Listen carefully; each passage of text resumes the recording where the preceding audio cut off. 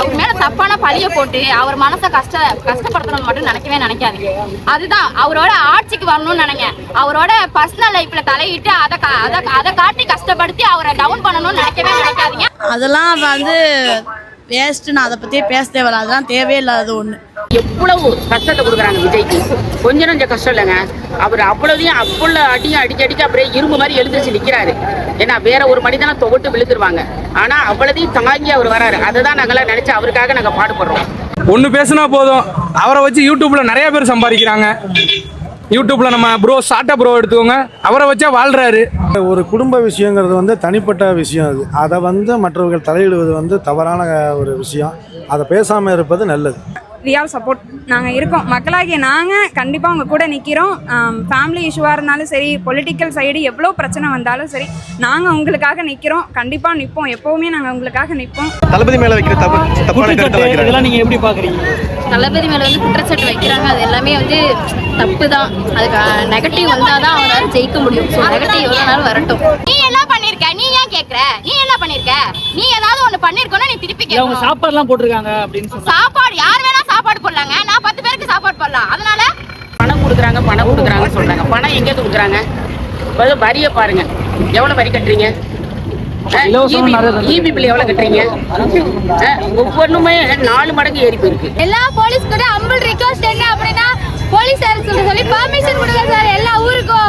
அடுத்த சிஎம் வந்து எங்க அண்ணா தான் சார். தற்கொலை கிடையாது, தற்கொலைன்னு சொல்றவங்க தான் தற்கொலை. ஃபர்ஸ்ட் டிவிக்கு வந்து எப்பவுமே ஒரு நல்ல ஒரு 100% ஜெயிக்கும். காசு வாங்கிக்கிட்டு ஓட்டு போடான்னு நினைக்காதீங்க. ஆட்சி மாறணும்னு நினைச்சி எல்லாமே மாறணும்னு நினைச்சு ஓட்டு போடுங்க. இந்த ஒரே ஒரு பஸ், இலவச பஸ் மரியாதை இருக்கா? பஸ் நம்ம அந்த இலவச பஸ்ல போய் நம்ம காலை வச்சோம்னா நிப்பாட்டுறாங்களா முதல்ல டிரைவரு? சொல்லுங்க. அதே காசு கொடுத்து போனா அவன்கிட்ட நாங்க சண்டை போடுவோம். படத்துல நடிக்கிறாரு, அவருக்கு ஒண்ணுமே தெரியாது, அரசியலை பத்தி ஒண்ணுமே தெரியாது. அரசியல் பத்தி தெரிஞ்ச அத்தனை பேருமே அரசியலை மாத்த முடியலையே. நீங்க பணத்தை மட்டும் தான் கொடுத்து மக்களை ஏமாத்துறீங்க. அதுக்கு எங்களுக்கு பணத்தை மட்டும் கொடுத்து ஏமாத்தாதீங்க. அவங்க இப்ப ஒரு மாநாடு நடத்தினாங்களே, பிரம்மாண்ட மாநாடு, அதுக்காகவா இல்ல எதுக்காக நாங்க வந்து அவங்க காலில் விழுவணும்? இது தாவேக்கா தொண்டர் மட்டும் இல்ல, தல ரசிகனோட எல்லாருமே இங்கதான் இருக்கும். எல்லாரும் இன்னைக்கு வேலையை விட்டுட்டு, எனக்குலாம் இன்னைக்கு 1500 ரூபா சம்பளம். முதல் முறையா விஜய் அவர்கள் வந்து தஞ்சை வந்திருக்காரு. தஞ்சம் வந்து சோழ தேசத்தை வந்து சேர்ந்திருக்காரு. எப்படி ஃபீல் பண்றீங்க? ஆனா அதாவது எப்படின்னா, அண்ணனை படத்துல மட்டும் தான் நாங்கள் பார்த்துருக்கோம், நேரில் பார்த்ததில்ல. ஃபர்ஸ்ட் டைமாக நேரில் பார்க்குறோம். கண்டிப்பாக சோழருக்கு அப்புறம் அவர் தான் இங்கே இருப்பாருன்னு நான் நினைக்கிறேன்.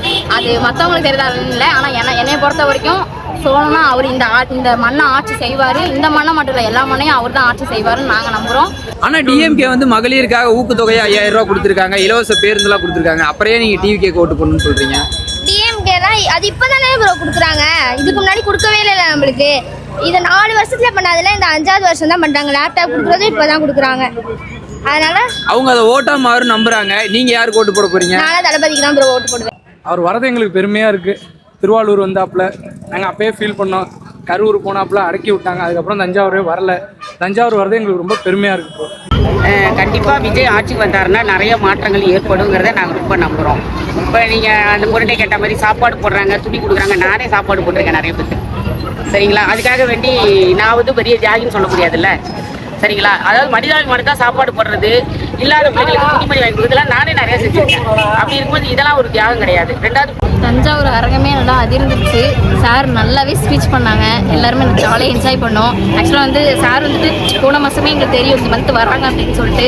ரொம்பவே நாங்கள் டாக்டர் குழு எல்லாமே நாங்கள் முடிவெடுத்துட்டு இங்கே போயே ஆகணும்னு சொல்லிட்டு எங்கள் குழு எல்லாமே நல்லபடியாக சிறப்பாக பண்ணோம். எந்த ஒரு இன்சிடென்ட் எதுவுமே நடக்கலை, நல்லபடியாக இருந்துச்சு. இந்த 2026 டிவிக்கு தான் ஆட்சி வரும். நீங்கள் உள்ள இருந்து அந்த மெடிக்கல் சம்மந்தமாக இருந்தீங்களா? உள்ள இருந்தீங்களா? எப்படி இது பாதுகாப்புலாம் எப்படி பண்ணிருக்கோம்? நாங்கள் எங்கே போனாலும் வந்துடுவோம் சார். நீங்கள் அதனால இந்த வருஷம் சிஎம் 2026 சிஎம் வந்து விஜய் சார் தான் சார். யாருனாலும் அசைக்க முடியாது சார்.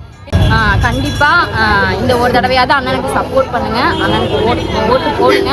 ஆட்சி மாறணும், அதிகாரம் மாறணும், சட்ட ஒழுங்கு மாறணும் அப்படின்னா அண்ணனுக்கு கண்டிப்பாக ஓட்டு போடுங்க. நம்ம அட்லீஸ்ட் ஏதாவது ஒரு இதாவது நம்ம வெளியில் வரமாட்டோமா அப்படின்னு நினைக்கிற மக்களுக்கு கண்டிப்பாக அண்ணன் வந்தாருன்னா ஏதாவது ஒரு விதத்தில் சட்டத்திலேயோ மருத்துவத்திலேயோ தொழில்நுட்பத்திலேயோ எல்லாத்துலேயுமே அண்ணன் கண்டிப்பாக நமக்கு ஒரு ஹெல்ப் பண்ணுவார்.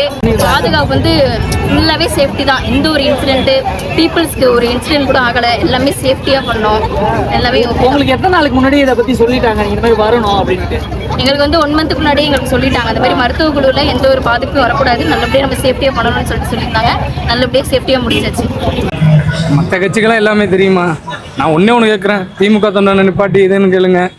இதெல்லாம் பாருங்க, கூட பாருங்க, 4 மணிலேருந்து நைட்லேருந்து நின்றுக்கிட்டு இருக்கோம். திமுக காரங்களுக்கு எல்லாம் தெரியுமா, அதிமுக காரங்களுக்கு கொள்கை எல்லாம். இப்போ அவங்களே ஒரு 4 பேரை நிப்பாட்டி வச்சு கேளுங்க, அவங்க தோன்றியும் கொள்கை சொல்லிட்டாங்கன்னா நாங்களும் சொல்கிறோம் கொள்கை.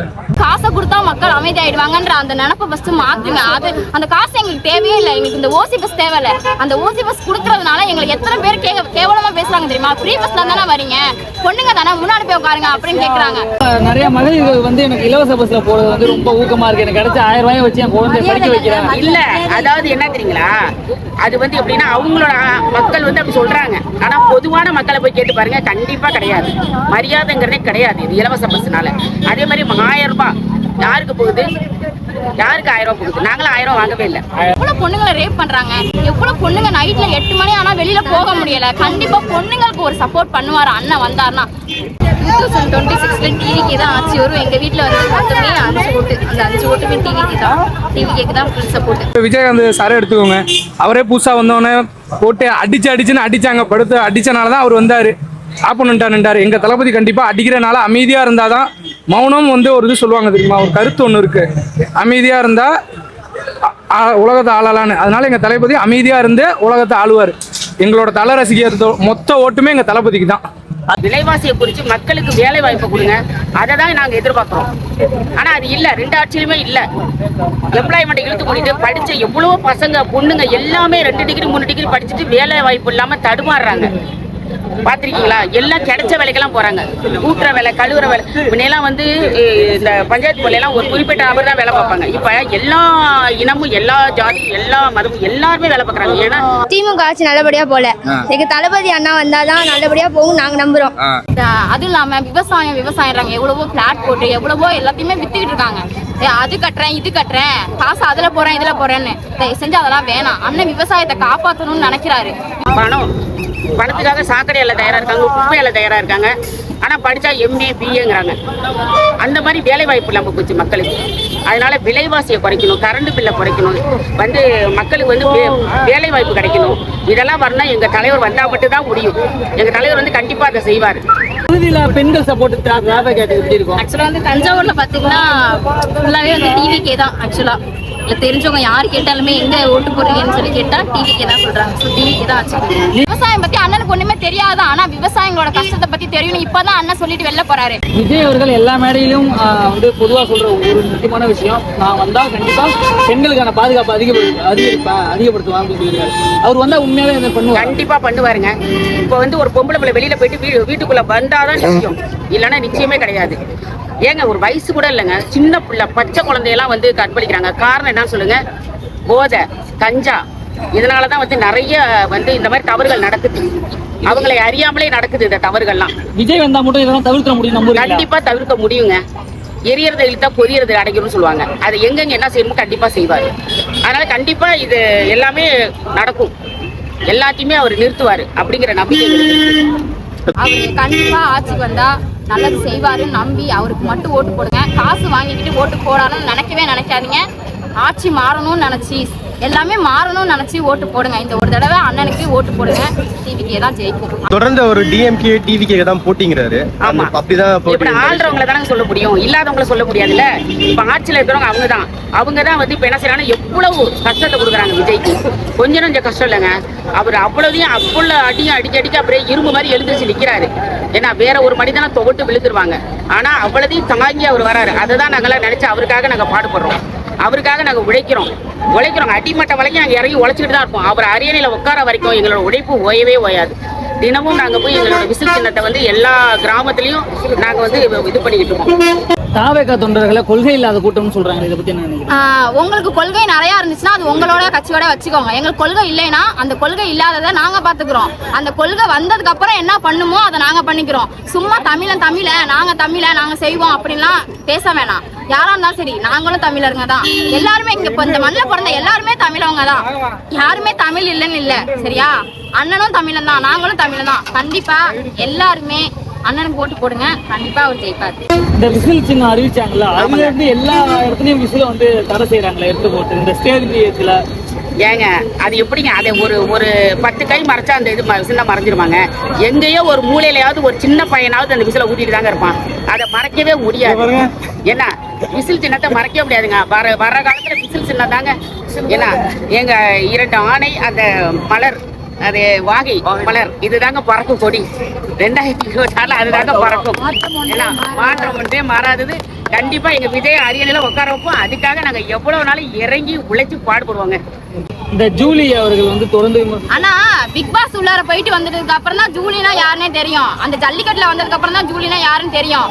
எங்க அண்ணன் படம் ஆரம்பத்துல நடிக்கும் போதுல இருந்தே இவர் தான் விஜய்னு தெரியும். அவர் படத்துல வேணா நடிச்சிருக்கலாம். வெளியில வந்ததுக்கு அப்புறம் கட்சி தொண்டர்கள் வேணா சும்மா கட்சி நடத்த போறாரு அப்படின்னு சொல்லிட்டு இது பண்ணலாம்.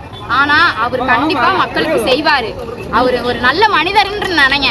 எவ்வளவோ பேருக்கு எவ்வளவோ உதவி செஞ்சிருக்காரு. கண்டிப்பா உதவி செஞ்சிருக்காரு. வீட்டு தேர்வுல எழுத முடியாதவங்களுக்கோ இறந்தவங்களுக்கோ நிறைய வீடு தேடி போய் நிறைய அவர் வந்து கொடுத்துருக்காரு, பண்ணிருக்காரு. அவர் வந்து ஒரு நல்ல மனுஷனா நினைங்க, வேற எதுவுமே இல்லை. அவர் மேல தப்பான பழிய போட்டு அவர் மனசை கஷ்டப்படுத்தணும்னு மட்டும் நினைக்கவே நினைக்காதீங்க.